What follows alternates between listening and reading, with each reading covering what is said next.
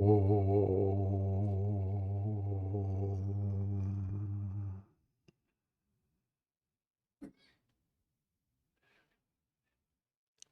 I sit alert and look at myself.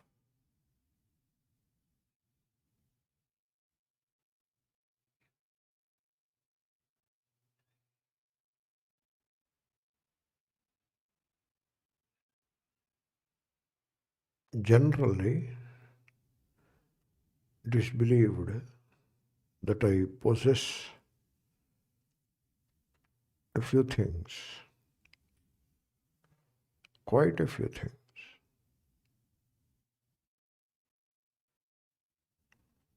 A home, a car, etc.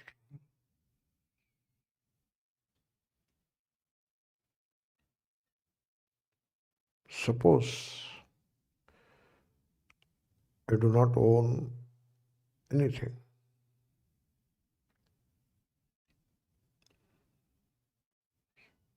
I stand under the sky.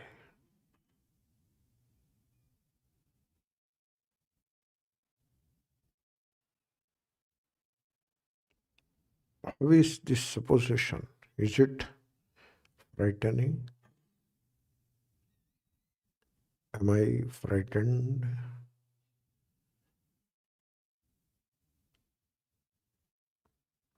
Again, suppose I do not own anything.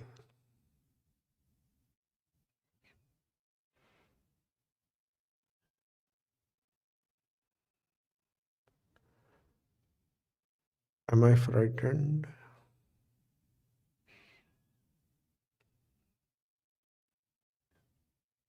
Is there a sense of fear or insecurity?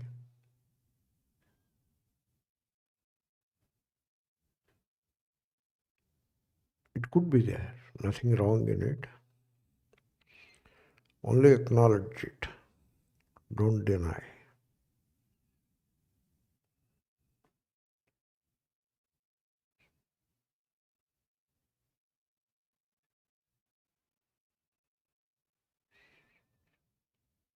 In raising this question,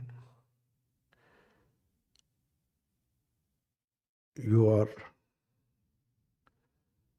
penetrating the superficial layers of consciousness and going deep within. You may encounter some fear or insecurity.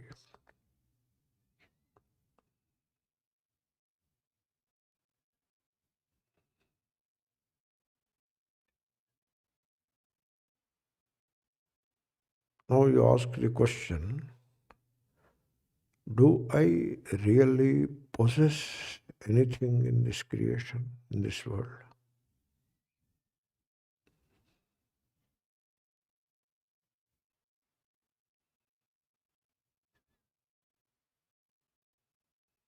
Possessing things, is it not merely a mental concept?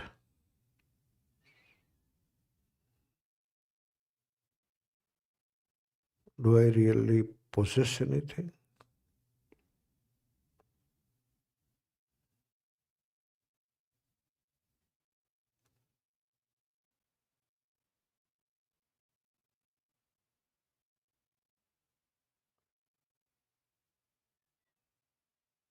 This is how you look deep within yourself.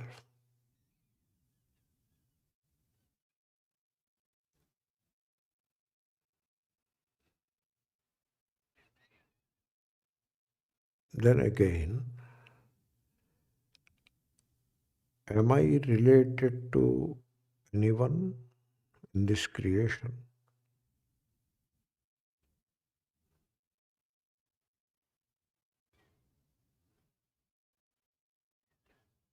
This can prove to be a very emotional or sentimental thing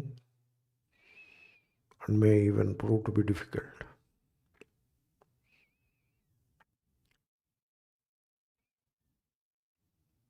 But you should be brave to ask the question.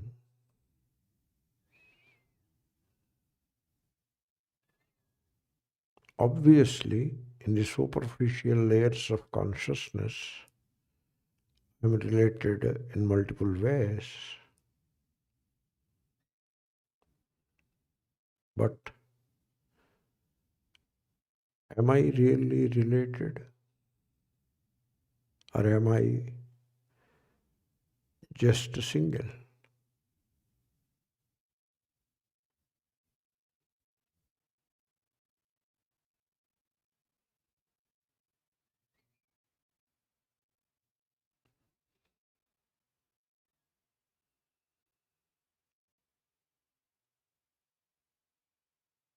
That I am related to someone.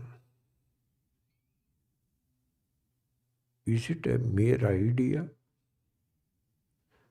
or something more than an idea or mental concept?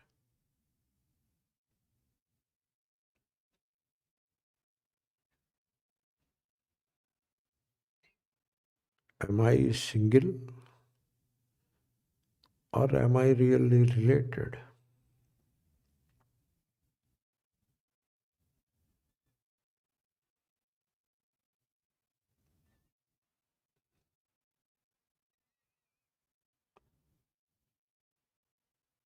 Obviously, you are penetrating the superficial layers of consciousness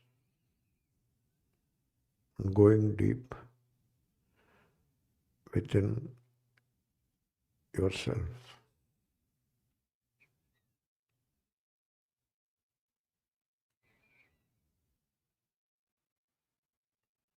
Suppose I am single.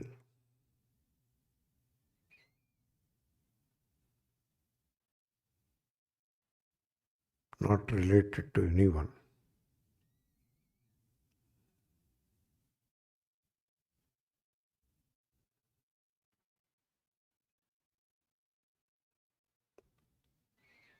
Obviously, there is an emptiness.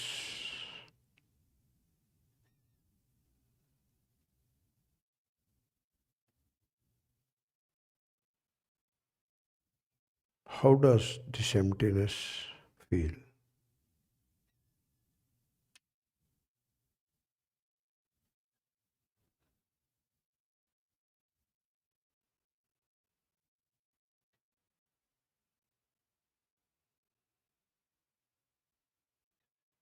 If it feels frightening,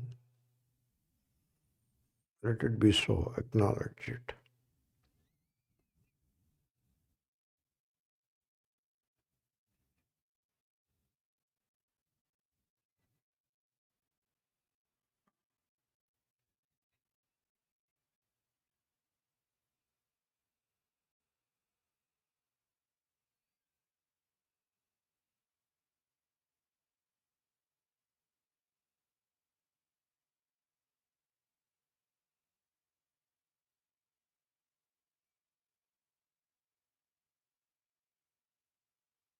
Is there a beauty in simply not possessing anything?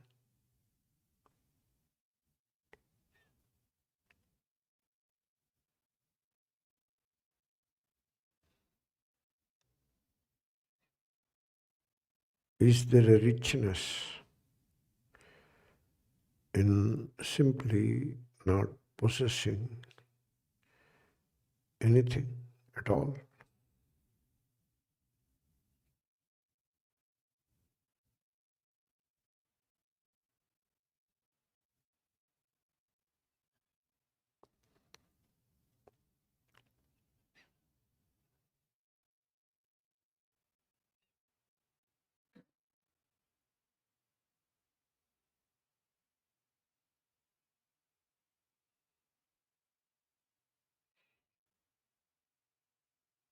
Is there true love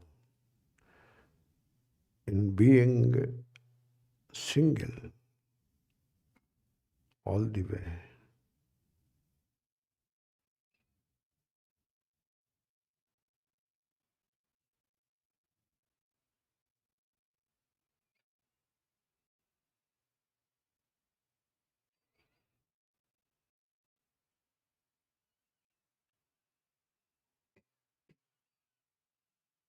When I explore and discover, that becomes my truth, my vision.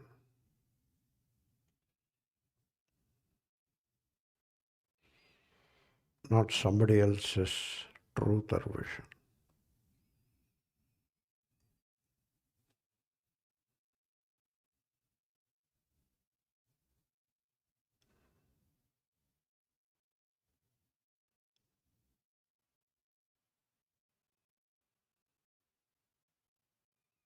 I have to inquire into myself.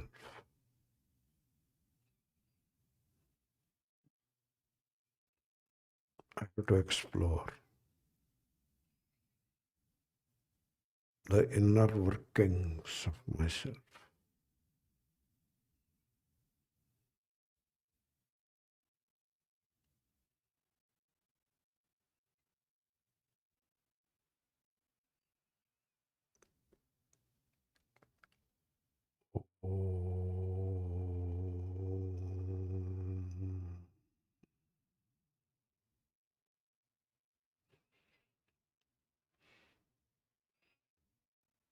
Sit at ease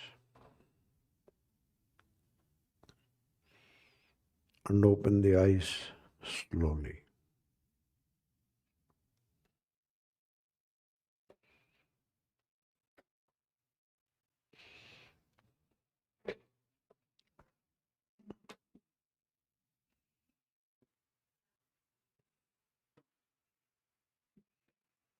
Om Shri Gurubhyo Namaha Harihi Om Shruti Smruti Purana Namalayam Namami Bhagavat Pada Shankaram.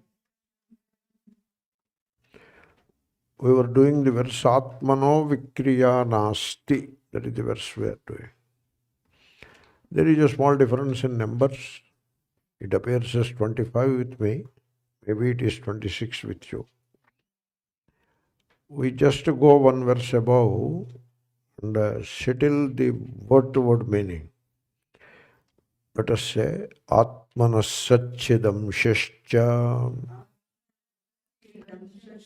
buddhervṛttiriti dvayam saṃyojya cāvivekena jānāmīti pravartate padachedam ātmanaḥ saccidaṃśaśca ya buddheः vṛttiः iti dvayam saṃyojya cāvivekena jānāmīti pravartate. Ātmanaḥ of oneself, saccidaṃśaśca the swarupa of Sat and Chit. That is one thing. Cha and buddheः of the mind, vṛttiः the thought, the modification. That is the second thing.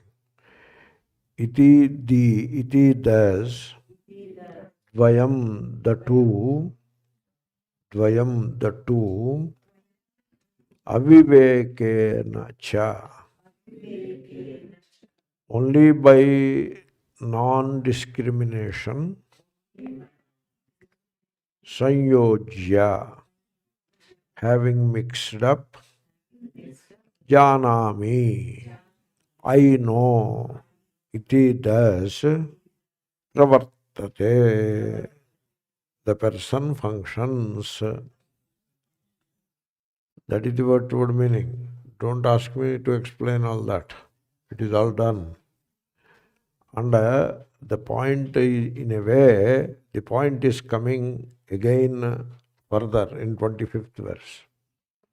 In the 25th verse, the first part we have seen, ātmanaḥ vikriyā nāsti, buddherbodho na jātvapi. That also we have seen.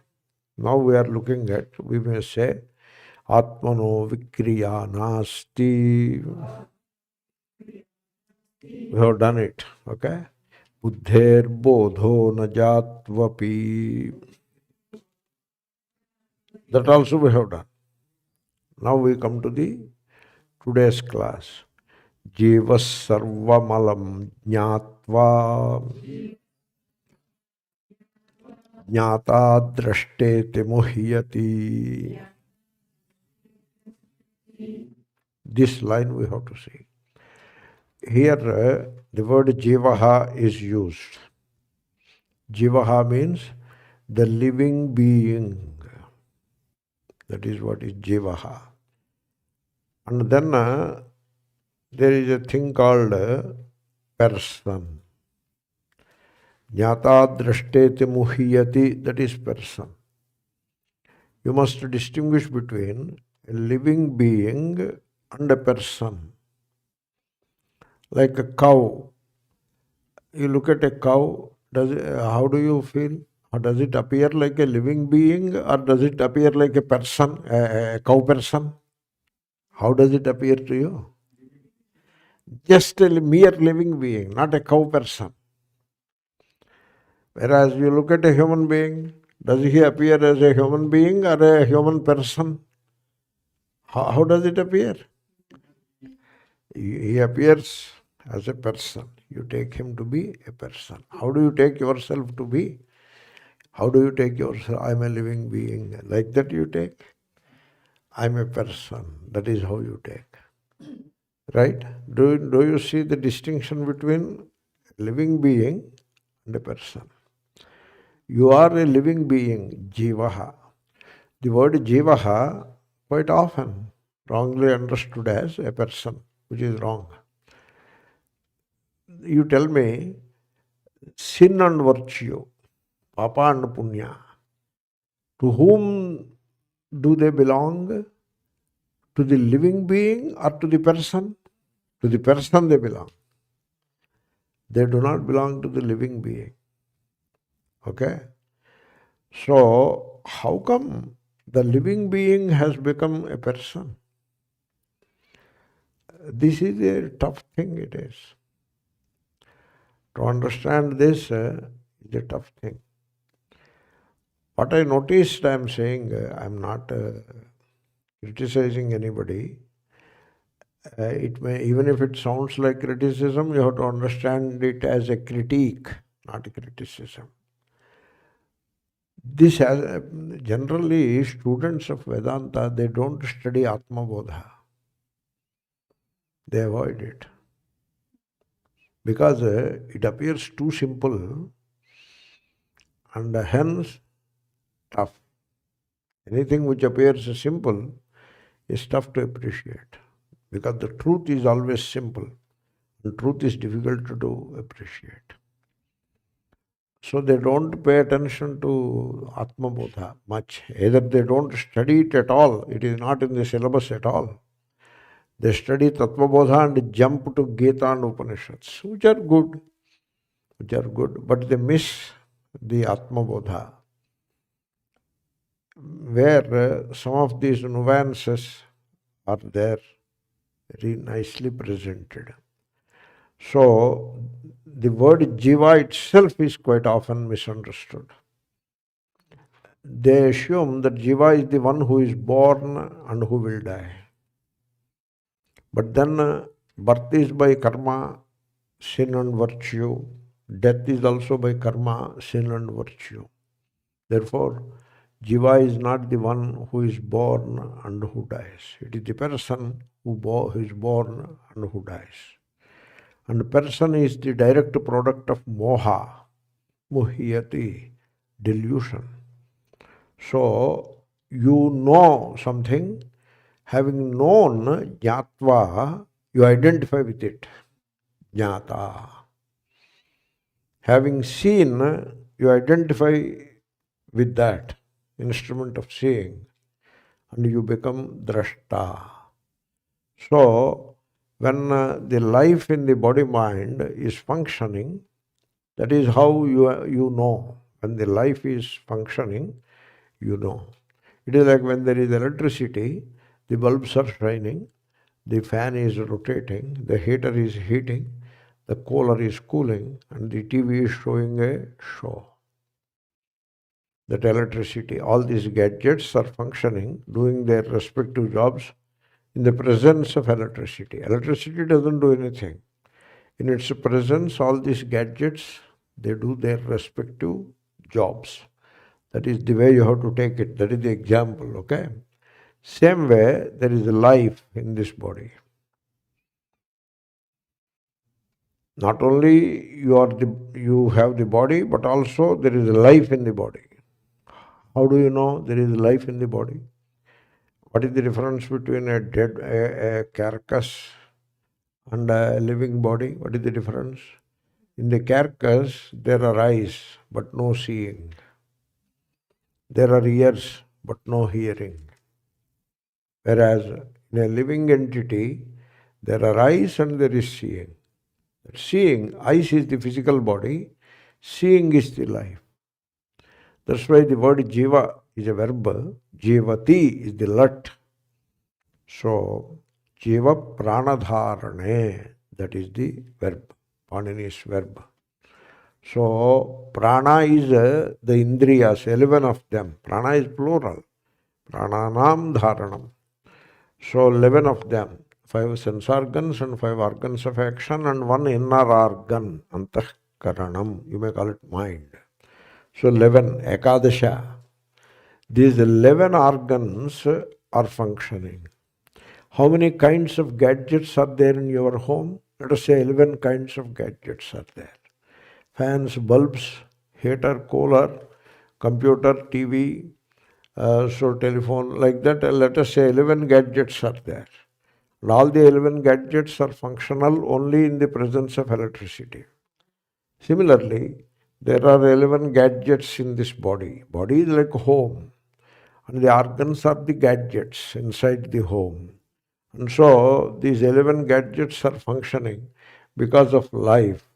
And that life, which makes these 11 gadgets function, these 11 organs, they are called prana. The organs are called prana. Bahuvachanam. Why? You have to distinguish between the prana, which is pranapanam vyanodana samana, that is different. This prana is different. This prana means indriya. Okay? And so hearing, seeing, etc., 5 sense organs, 5 organs of action and the mind, they are called pranaha. And they are all held together in the body, making the pranas functional, thereby body functional. What is it that makes all that? Pranadharana. That is the life. Okay?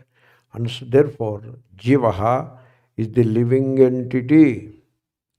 One who sees, the entity sees, hears, etc., that is the jīvaḥ. And therefore, this jiva, it has how it became the living entity, because the Atma, which is the source of all functions, all kriya shakti of the 5 organs of action, has its origin in Atma. The vijnana shakti of the 5 sense organs has its origin in the Atma. Mind is both. Mind is the combination of kriya shakti as well as vijnana shakti. And it has its origin in Atma. And in the presence of Atma, 5 sense organs are doing their jobs, cognizing Shabda Sparsha Rupa Rasa Gandha. And in the presence of Atma, 5 organs of action are doing their jobs, and also the mind is doing its job. So Atma is the source of all this. And that Atma, in the context of making this body alive, in the context of animating this body, that Atma is called jīvaḥ. That's why you can declare Jivo Brahmaiva Naparaha. Okay? So now the eyes are able to see. When the eyes see, there is a seer-seen duality created. When the ears hear, the hearer-heard duality is created. When the mind thinks, the thinker thought. Thought means that which is thought about. You think about a pot, therefore that is the thought. Take it as past participle, not as noun. Seer, seen. Thinker, what?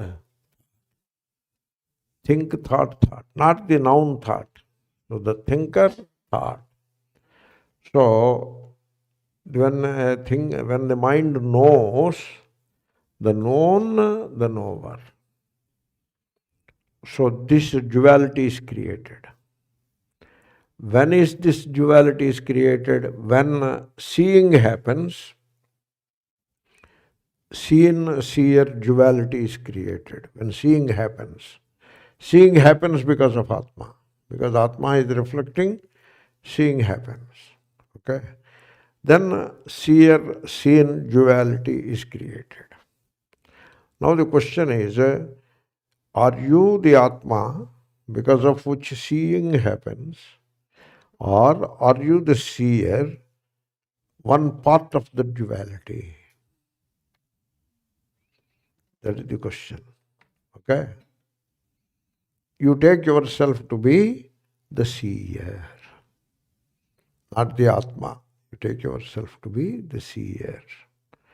Seeing the seen. Seeing, what is its origin? All of that is ignored. I am the seer, draṣṭa. Seer, not the rishi. Okay? Seer is the draṣṭa. And I am focused on the seen. Okay? And I am the knower, jñātā, focused on the known. But you understand, can there be the knower and the known duality in the absence of knowing? No. Without knowing, there cannot be knower-known duality. Knowing is the function of the mind. Knowing or cognizing. Knowing in the form of cognizing. That is the function of the mind. And now the mind is functioning. Therefore, there is the knower-known duality. And now, what is it that makes the mind function? Atma. Atma is now called jīvaḥ. Okay, take it like that. It can be further separated, but for the present, take it like that. So, jīva pranadharane. This is one meaning I have taken into account. And also I am reminding you, jivo brahmaiva naparaha. When you say jivo brahmaiva, the person is not Brahma. The Atma is Brahma. If you say the person is Brahma, that becomes blasphemy. Because the person is having a sin and virtue. Sin and virtue belong to the person. So the person with his or her burden of, or say with its burden of sin and virtue is never the same as Brahman, which is free from sin and virtue. Okay? It is something like if the fan is malfunctioning, the malfunction doesn't belong to electricity. Okay? But of course it is malfunctioning because of electricity only. Without electricity, it will not even malfunction. Okay? So the malfunction is because of electricity, but malfunctioning doesn't belong to electricity. This is the tricky part of it. Therefore, jīvaḥ as the Atma reflecting in the body-mind. Why do you call Atma as jiva? Because now you are looking at Atma with reference to this body-mind, as it is apparently limited to this body-mind. That is like saying, the electricity in my house makes all the gadgets work. So what is this electricity in my house? There is no electricity in my house. There is only electricity. True, there is only electricity, but in this context, in the context of the gadgets of this building, we are calling it the electricity in the house. Similarly, there is only Atma. which is infinite, which is like space-like. But in the context of the 11 functions of this body, we are calling that Atma as a jīvaḥ, because it is the Atma which is holding these 11 functions in the body together and making them functional. Atma makes this body animated, functional, and hence we call it Atma is called jīvaḥ in this context. So you are the jiva. You make the eye functional. You are not the one who sees with the eye the seen. You make the mind cognizing. Because of you, the mind cognizes. But you are not the cognizer, cognizing the cognized. Okay? So you are not the jñātā, you are not the draṣṭa. Let us give a name to that jñātā and draṣṭa, the person. Okay? So you are not the person. Did you ever examine this issue? That you are not the person? You see, you are the seer only at the level of eyesight. Only at the level of eyesight, right? You are not the seer, absolutely. Similarly, you are the knower only at the level of cognition. You are not the knower in an absolute sense. Okay? So, the person is relative to the functions. You are not the walker in the absolute sense. When you take yourself to be the walker, you are the person. It is the person who is the walker, not Atma. Therefore, at the level of the absolute, there are no persons. Okay? Then what is the absolute? Absolute is Atma, which is the ocean of awareness. And that is reflecting in this body-mind, animating the body-mind. And therefore, it is given the status of jiva with reference to this body-mind. Okay? Now you have to decide whether you are the ocean of pure awareness, which is neither virtuous nor sinful. Sin and virtue are invariably relative.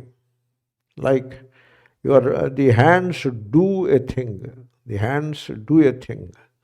Then when there is a doing, then immediately there is a doer-done duality.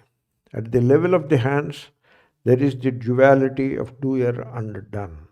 Now, if you know yourself as the ocean of consciousness, then what are you? You are the one who makes doing possible, because of which doer-done duality is created. Okay? Really speaking, doing is everything. Doer-done is a superimposition. Okay? You bear with me. Okay? You have seen a dream, you have dreamt in the night. Okay? And next day morning you wake up. And then you recollect the dream experience. What is the dream experience? Dreamer dreamt. Between dreamer and dreamt, which is true? Both are untrue. Both are untrue. But the dreaming is a fact. Is it not so? Dreaming is a fact. Dreamer dreamt, both are unreal. Dreaming is a fact. Okay? How dreaming happened? Because of Atma. Suppose Atma is not reflecting, the dead body doesn't dream. The Atma is reflecting in the mind, that's why the mind is able to dream. Therefore, dreaming is a fact. Dreamer dreamt, duality is false. Same way, Atma reflecting in the mind, and then there is cognition, that is the function of the mind. When Atma reflects in the mind, there is cognition. When Atma reflects in the eyesight, there is seeing. Why not the other way?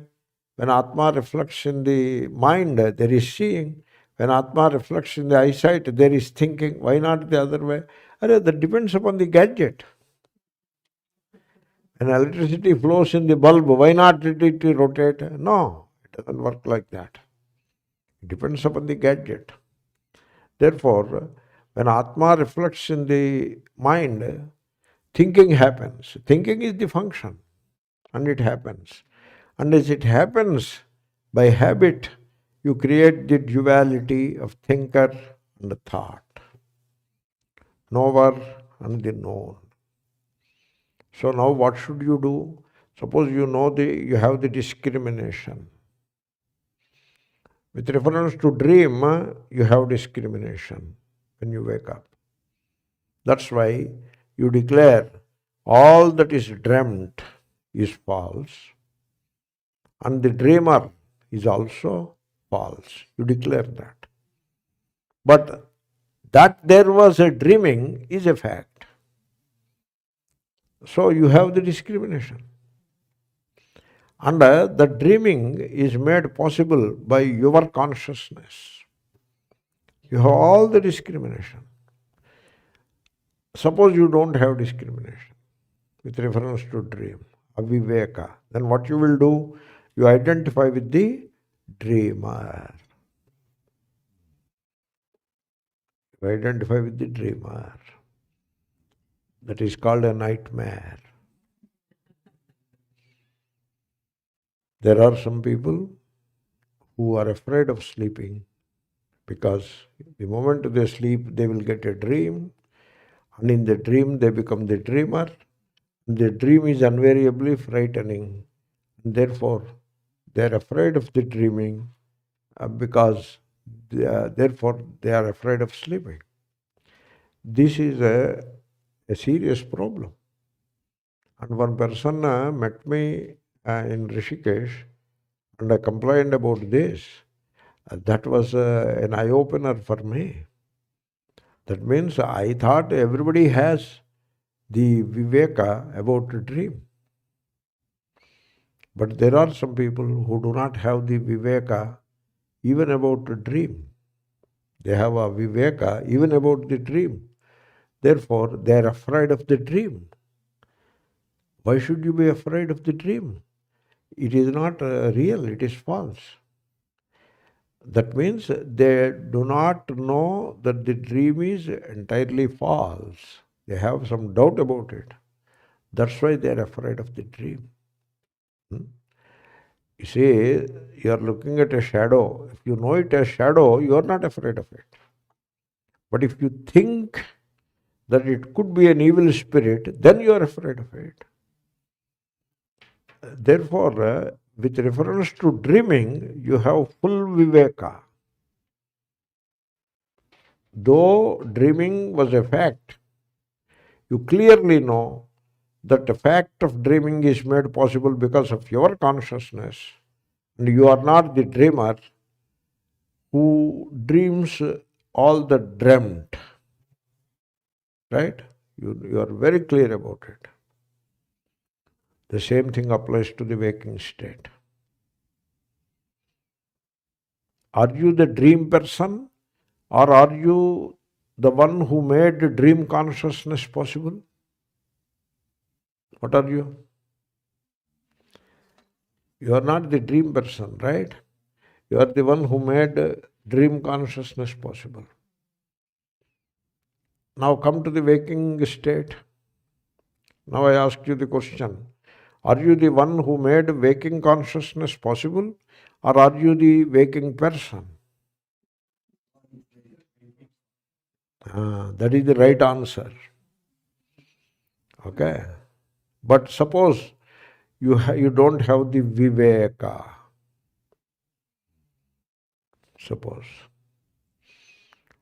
The viveka is always between two things. The viveka between the waking consciousness and the waker person. Take it like that. The waker, who is the waker person? Who is the knower in the context of knowing? Who is the seer in the context of seeing? Who is the taster in the context of tasting? That is the waker. So are you the waking consciousness or are you the person, the waker? What are you? You are the waking consciousness. But suppose you do not have viveka, then what are you? You are the waker. I'm not sure whether the usage of waker is perfectly acceptable for an Oxford dictionary or not. I just used it. So people take themselves to be a person. Okay? You see, when you are the seer, then there is the seen, that is the dualism. And in the dualism, you identify with one pole, that is the seer, and then look at the scene as beautiful or ugly. That is how you get caught. Suppose you are not the seer, there is only seeing, made possible in your light of waking consciousness. Then these descriptions, beautiful, ugly, etc., they fall flat. They don't have any meaning in it. Right? So you got the general sense of what is going on, right? So that is that second line. Jīvaḥ means that reality which makes this body-mind, which animates this body-mind. Animates. Animates means makes all the 11 functions possible. That Atma, which animates this body-mind, jñātvā.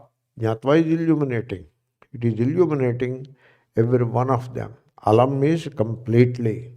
Means that Atma illuminates the eyes to see, illuminates the ears to hear, illuminates the mind to think, etc. That is how very much it is illuminating. And then introduce aviveka. You are that Atma, but introduce aviveka, lack of discrimination. Then you end up identifying with the one pole of that duality. In the dipole, you identify with one pole. When it is knowing, you identify with the knower, jñātā. When it is seeing, you identify with one pole, the seer, draṣṭa. This is how you live in delusion, muhyati. You got it? So, you see, knowing, let us take the knowing jñātā. So, in that knowing jñātā, there is the function of the mind. Okay? The function of the mind is knowing. Knowing is cognizing in that sense. That is the function of the mind. When there is the function of the mind, immediately the knower-known duality is in place. Okay? Now, this is the movement of the mind. This is the movement of the mind. What we call manifest. Okay? How this manifest is possible? Because because of Atma Chaitanyam reflecting in the mind, the manifest is possible. Right? Therefore, Atma Chaitanyam in itself is the unmanifest. Right? It is in itself, it is the unmanifest. With reference to the function of the mind, now the Atma Chaitanyam is manifest as knowing. Okay? Atma Chaitanyam in itself is unmanifest. But in eyesight, in the context of seeing, in the context of the eyesight, it is manifest as seeing. Therefore, thinking or knowing, seeing, hearing, etc., these 11 functions are the manifestation of Atma Chaitanyam. Okay? Then what is Atma Chaitanyam in itself? Unmanifest. Right? Now, you see, I will put it in the language of science. The manifest is kinetic. All movement, mind itself is movement. Eyesight is a movement. The retina, the light falling, so the electricity produced, the electricity is conveyed to the brain, to the nerve center. So all of that movement, it happens very quickly. Therefore, it doesn't appear like a movement to you. Hearing is a movement. The sound wave comes and impinges upon the eardrum, which vibrates. When it vibrates, there is a fluid behind the eardrum, a small thin fluid, and that fluid density varies. When it vibrates that side, it becomes more dense. Vibrates this side, it becomes less dense. As the density varies, so alternating current is produced. That happens like that. There is a crystal, you press it and make it loose. Press it. If you keep it pressed, no electricity. If you keep it loose, no electricity. Press it, lose it, press it, lose it. That is, in that variation, there is electricity. I think it is called piezoelectricity or some such name is there. So some such electricity is produced, it is conveyed to the brain center, and there it is integrated, and the knowledge of the sound happens. It's a movement, kinetic. So thinking or knowing, seeing, hearing, tasting, etc. is kinetic. Okay? The Atma Chaitanyam in itself is the potential. Manifested, unmanifest. Okay? You can know the manifest. You can never know the unmanifest. You understand that? Like suppose there is a water tank above. 5-story building is there and there is a water tank. And in that water tank there is water. You go upstairs, up by the lift and peep into the water. What do you see? Simple water you see. Or you see water with a lot of potential energy. What do you see? Simple water you see. How do you know there is potential energy in it? How do you know? Look at it. You will not know. You can never know the potential energy. Never. And you allow the water to flow. That is kinetic energy. You know it now. And based on that, you infer the potential energy. You got it? Potential, nobody knows. Potential, you understand it is there. You don't know it. It doesn't become the known. Okay? And you cannot describe the potential also. You describe the potential energy of water, I want to hear.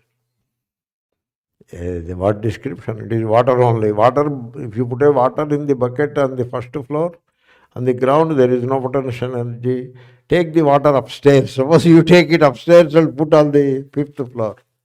So now it has potential energy. Describe it for me. There is no description.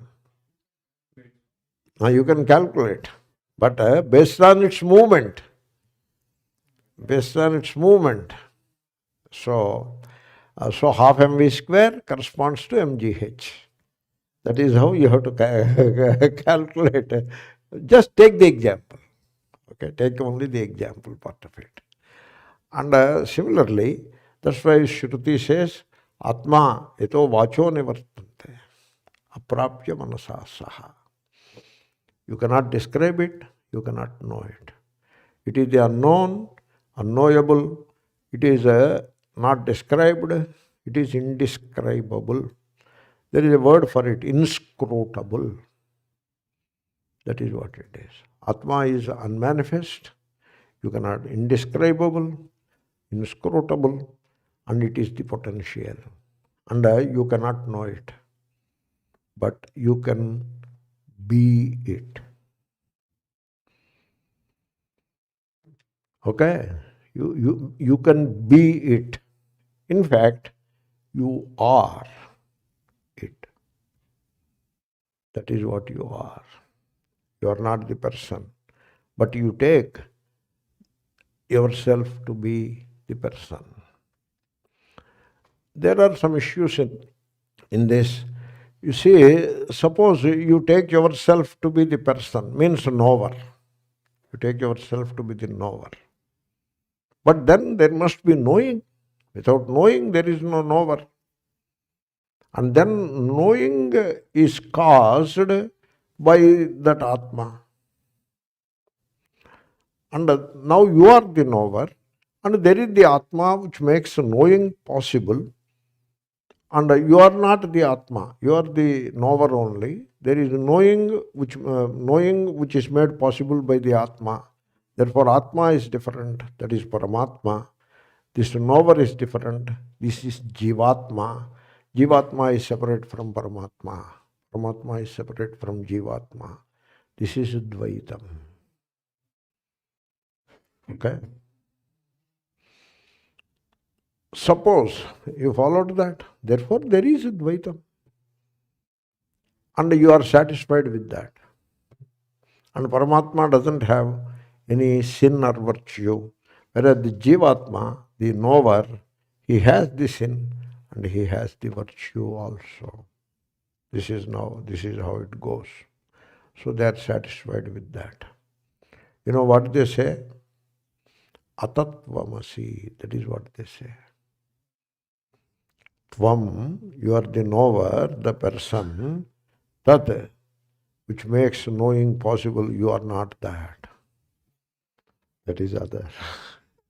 Atatvamasi, that is Dvaita. Okay. Then what is Vishishtadvaita? Vishishtadvaita is, you are knower, the person, that which makes knowing possible, you are not that, but you belong to that. You are attached to that. Vishishta is attached. Therefore, that is one. You are all separate, that is one. All these separate things are attached to that one. That is Vishishtadvaita. Got it?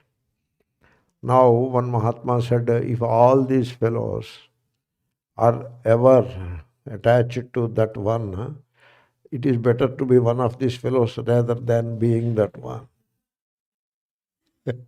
Because that one is stuck with all these fellows. Vishishta, he is one all right, but he is Vishishta. What a thing it is. You see, we have a comedy in a Telugu movie 50 years back. The person comes home, he is a comedian, and immediately 8 children hold on to him. 4 sons and 4 daughters, all different ages. The wife is inside. So Bhagavan will be like that. The Vishishtadvaita Bhagavan will be like that.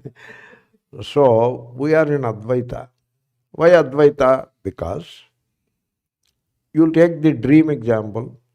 In the dream situation, you wait, okay? You think and answer me. In the dream situation, which is the fact? Dreamer, dreamt, dreaming. Dreaming is fact.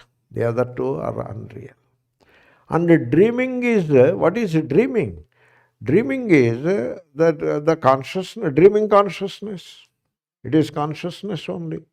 Therefore it is Advaita. Why Advaita? Because the dreamer is not real. The dreamt is not real. Therefore there is only consciousness. Now in the context of the unreal dreamer dreamt, it is called dreaming consciousness. In itself, it is not dreaming consciousness, it is consciousness. That is Advaita. Okay? Therefore, the person, the knower, the person, and the known, the world. You, the person, and your world experience. First, you have to understand that What you call world, it is not really the world, it is world experience. That is what the world is. First you have to come to that. Otherwise, world experience is inside, world is outside. World experience inside is real, world outside is real. That is the dvaita. Once again you go into another facet of dvaitam. There is no world experience, there is no world other than world experience. Okay. You see, you talk of a movie. Is there movie experience or is there movie? Movie experience is there. That is all. There is no movie. There is only movie experience. World is like that. World is like that. There is only world experience. There is no world. This is called idealism. In philosophy, this is called idealism. Okay? Then somebody said, there is no world experience. That is unreal. It's a projection. There is only the world. That is called materialism. Okay? No, both are there. That is dualism. This both are there people, they are not thinking people. Because you see the movie there, and I am sitting here and seeing the movie, therefore I am there, movie is there. They are not thinking people. They are religious people. That's why in religion nobody thinks. Thinking is left to philosophers.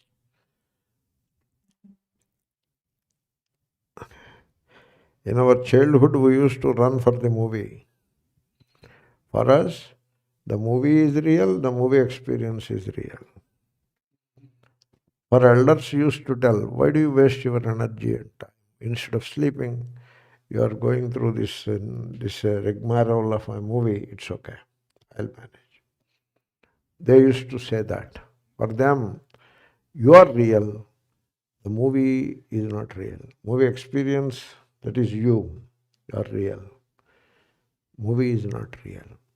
So these are the thinking people. Thinking people. Okay? So, suppose you take a flower. The one who smells the flower, smeller, and the flower is that which is smelled.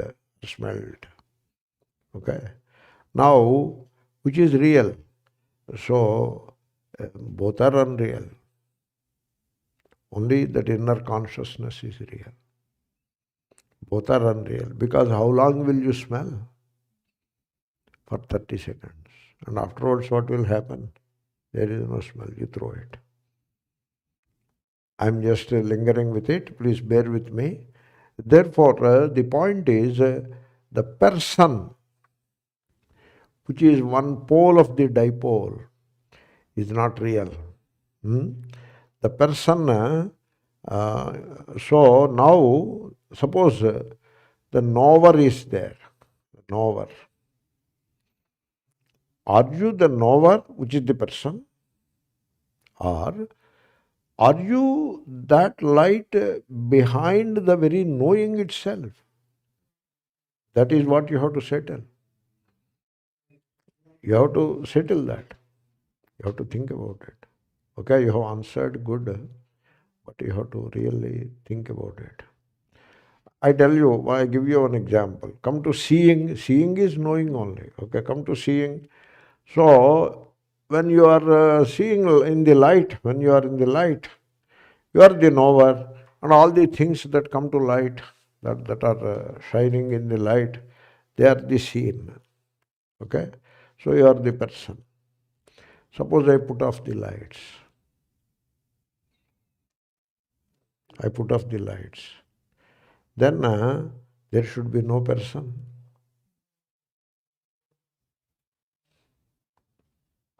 If you are the person, you should not be there. Right? You see, here some dispersed light is always there. Suppose you go to a cave, say Mammoth Cave. You are inside the Mammoth Cave. Or you are sitting in a tar drum and the lid is closed. Okay? Are you seeing anything? You are not seeing anything. There is no seeing. Therefore, there is no seer. Therefore, there is no seen, there is no seer. There is no seeing. If seer is the person, then there is no person. If you are the person, then you are not there. But you are there. In sleep, there are two possibilities, two ways you can argue. In sleep, I was there as the witness of the sleep experience. That is one argument. Another argument is a very superficial argument. I was not there. Okay, that is about sleep.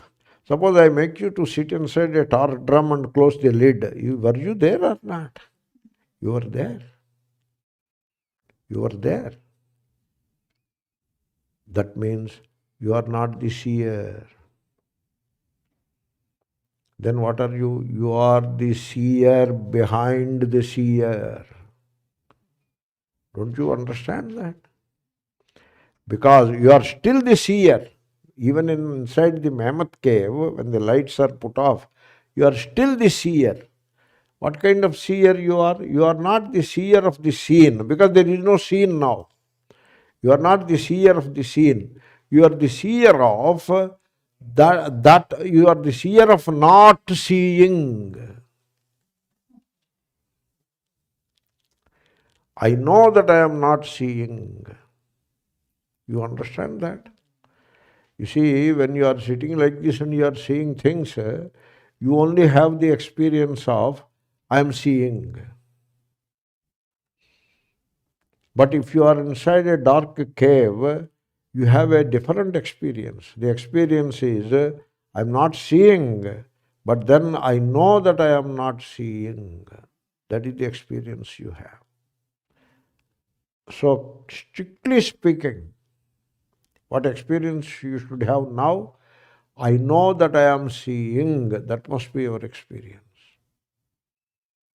I know that I am tasting. I know that I am smelling. I know that I am seeing. I know that I am knowing. That is the experience you should have. When you have that, you are right.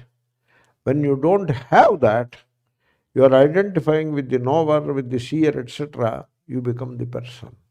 Now, are you the person, knower, seer, or are you the knower of the person? You are the knower of the person. You are not the person. You see, when we said, you examine your attachment, you watch it, you be aware of it, it will go away. How it is possible? How it became possible? Because if you are the one who is attached, then you can never get rid of it. Fortunately, you are not the one who is attached.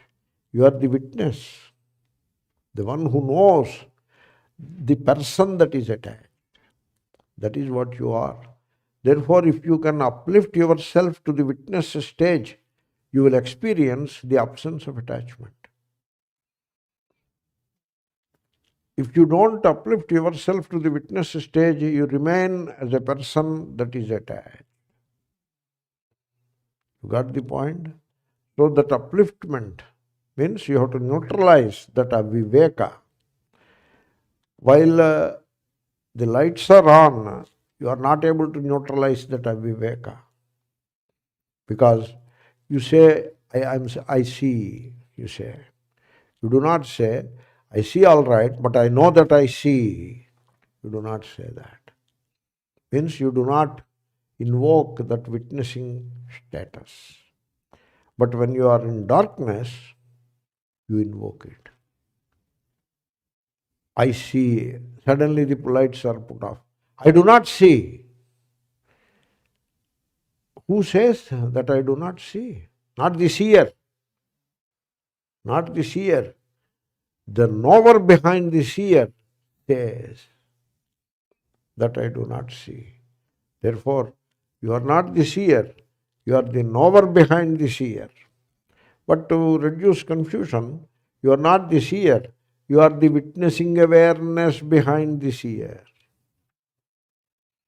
But I can use the language. When the mind knows, I am not the knower, I am the knower behind the knower. I can say like that.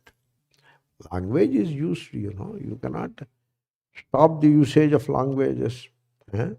Therefore, when there is knowing, the knower and the known come. Both are transient. Okay? But that which knows, that it knows, and that which knows that it does not know is the true knower. I can say like that? Yeah. So, then I tell you one. What is the distinction between the knower and the knower behind the knower? The knower is the person, and the person is burdened with memory and anticipation. Anticipation of the future, memory of the past. And therefore the person is the creature of time. Whereas the knower of the knower is not burdened with anticipation and memory. Don't you see that? There is no memory and anticipation for the knower behind the knower. And hence, the knower behind the knower is timeless. You are that knower behind the knower. Therefore, you see, how to know this? That I am not the knower, I am the knower behind the knower. How to know that? That is the realization. How to realize that? You do not realize that through perception, inference, etc. All this mechanism of knowing is there. Mechanism of knowing is broadly divided into two, the inner and the outer. The inner is perception and inference. The outer is the scripture, the book.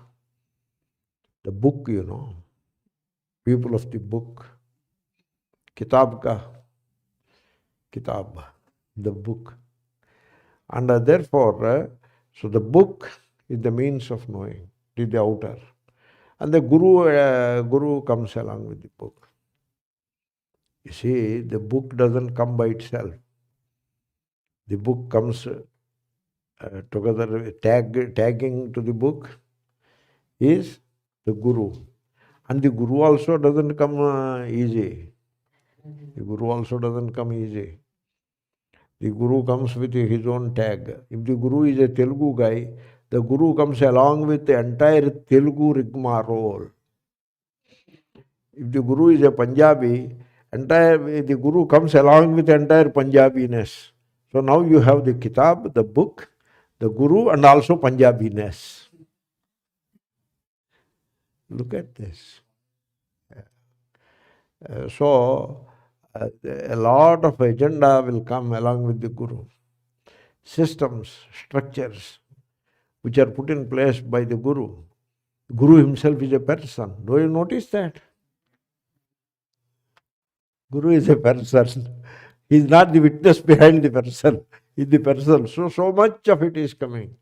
So therefore, all this mechanism of knowing is not going to help you to know yourself, not as the knower, but as the knower of the knower. Sometimes with all this discussion, I am talking of seeing, thinking. Okay. And also I am talking from a book, from a paper. All these are in their place. We are not dismissing anything. So, but the fact remains that you will not know yourself as that light behind the knower through these mechanisms. It is like potential, You do not know the potential by looking into it. You look into the bucket of water, you look at the water in the bucket on the 5th floor. Will you see the potential? You will not see you will see the water only, no potential. When you pour that water from above, then you will see the kinetic. Based on that, you infer the potential. That is the example. Therefore, so all these mechanisms of outer scripture or book or the inner perception, inference, which is the mind, which is the intellect, they do not help you to know yourself as the knower behind the knower. That's why we do not call it know, we call it realize. How to realize? You realize yourself as the knower behind the knower only by that insight, antardrishti. And for that insight, you go to Shrotavyaha, the Guru plus book, both are there. Mantavyaha, Guru is dropped, book is there. Nididhyasitavyaha, book is also dropped, direct insight alone is there. Even with this attachment, so you are not the one who is attached. Because if you are the one who is attached, you remain attached. How can you become unattached? You are not the one who is attached. So you are the one, that inner light, that knowingness in which this person who is attached and the thing to which he is attached and the entire mechanism, mental mechanism of attachment is being experienced. That is what the attachment is. So in the meditation also I tried to make it clear.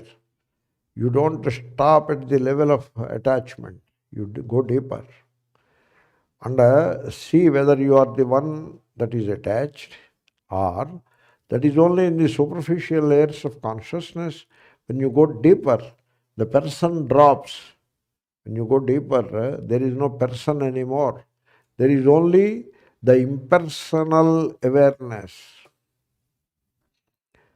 That is the truth. In that impersonal awareness, do you still notice attachment?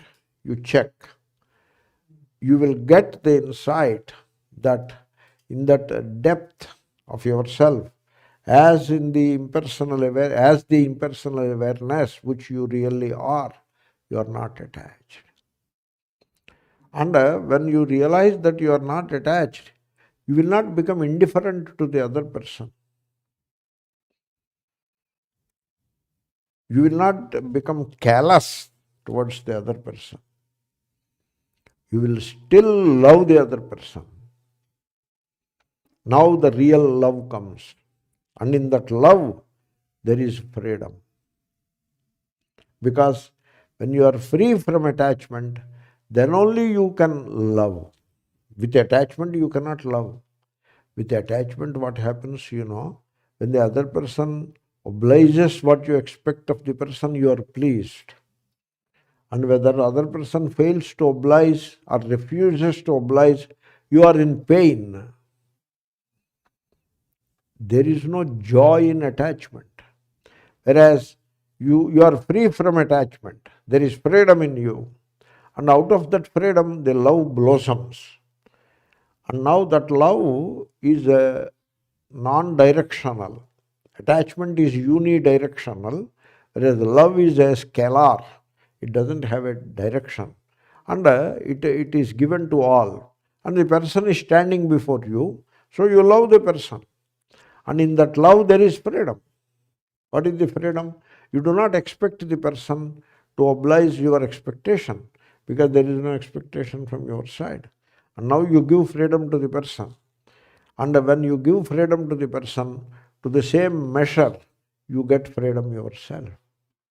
This is how love, which is non-attachment, works. Therefore, non-attachment won't hurt anybody. Just because you become unattached, that doesn't hurt the other person, son or daughter or brother or sister or whatever. It doesn't hurt the other person. In fact, it helps the other person. Therefore, just because we say don't be attached, That doesn't mean you become callous and all that. You become very loving, and there is freedom in that. And so you are free, and the other person is also free. But what about his exam? That is the problem. You think that you are responsible for his exam. That is the myth in which people live. You are not responsible for his exam. You know, even he is not responsible for his exam. You know that? And he seems to know it. That's why before going to the exam, he is remembering all the gods and goddesses and he is making prayers and going. Somehow he seems to know that he himself is not responsible for the exam. Something else is responsible. What that something else, whether it is within or without or both, we will see later. But he himself is not, he after the examination is over, he feels good. I could write the exam well. Not I have written the exam well, I could write the exam well. Means he is, therefore things happen. They are not responsible, you are not responsible. This responsibility issue is a big problem. You are not responsible. You are only dutiful. A child is brought into this world through you by the higher power. You did not bring the child into this world yourself, nor the child decided to come into this world through you. It all happened because of the higher power. Therefore, you don't have any responsibility towards the child. If you brought the child into this world by design, your own will, then that is a matter. So you are not responsible for the welfare of the child. The higher power is responsible for the welfare of the child. Then where do you stand? You stand only that much. You are dutiful. What is the duty? To feed the child till he or she can feed itself. To protect the child till it can protect itself. To clothe and clean the child till it can do all those things itself. And your duty is over. Then please fix a time frame. The rishis have fixed 16. 1-6. They were a bit harsh, I suppose. So, varshe tu shodashe prapte putram mitravadacharet. Once the boy or the girl comes to the age of 16, it is said about the son, putram. So, treat the son as your friend. Age of 16 they gave.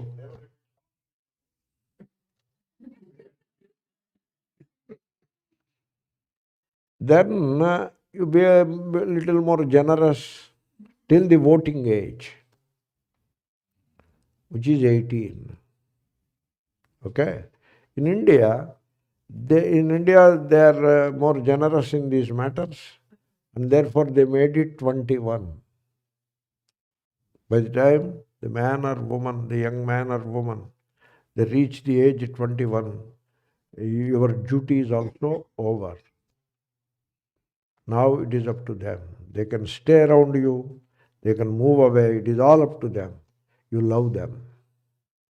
Then just I am concluding the topic, then what is love in a relationship? Just bear with me another 2-3 minutes. What is love in a relationship? In a relationship, love is that by which you only know to give. Never expect anything in return. That is how the relationship has to be understood. In relationship, you just give. It is not easy. The ahankara, the person will come in the way. Therefore, the way to do it is, you choose one relationship, and practice non-attachment, love, giving, not expecting anything in return, not seeking. You practice it and see how it works for you. That is how you have to make these things happen in life. If you have any further doubts, please write them. We will discuss further. Om Purna.